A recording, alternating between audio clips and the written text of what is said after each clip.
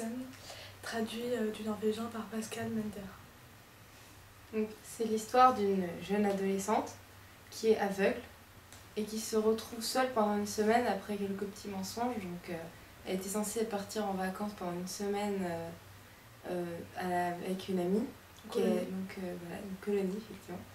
Et donc elle va mentir à la dame qui s'en occupe et à son amie pour rester chez elle, et à ses parents, dont elle va dire qu'elle ira à la colonie, donc elle n'ira pas en fait.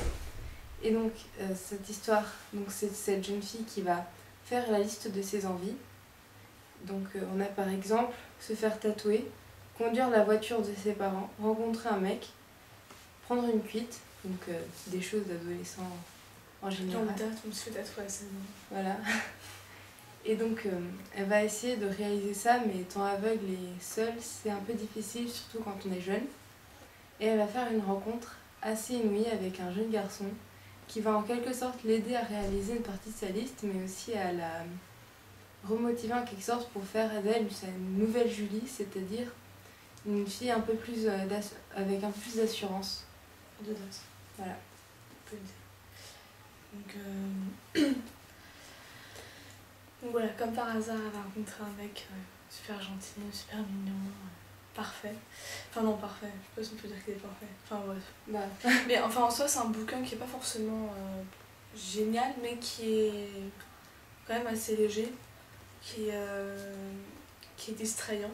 C'est pas un truc qui a forcément marqué, mais il y a quand même tout un passage sur justement l'handicap, le fait qu'elle soit aveugle, qui est exposé de façon un peu particulière dans ce roman et qui est très agréable. Ça rend l'handicap pas si handicapant en fait. Et on a l'impression qu'au final, elle voit presque plus de choses que nous. Et c'est pas si présent que ça dans le roman, alors que ça pourrait être complètement écrasant par rapport au reste. L'auteur est réellement resté centré sur l'évolution du personnage et sur ce personnage qui est surprotégé parce qu'elle est aveugle, mais qui a envie un petit peu de se libérer et de découvrir des choses comme les personnes de son âge. Donc moi c'est un bouquin que j'ai bien aimé. Après c'est pas un coup de cœur absolu, mais c'est un petit bouquin sympathique pour l'été, je pense. Ouais. Bah, personnellement je lis pas vraiment des romans de réalité dans la vie quotidienne, mais franchement celui-là j'ai accroché. D'habitude je lis plutôt des choses assez fantastiques ou science-fiction. Et là, franchement, ça m'a marqué parce que j'ai trouvé ça assez original. Et justement, le fait qu'elle soit aveugle, ça rajoute à l'originalité parce que généralement, le héros, il n'a pas un handicap à ce point-là.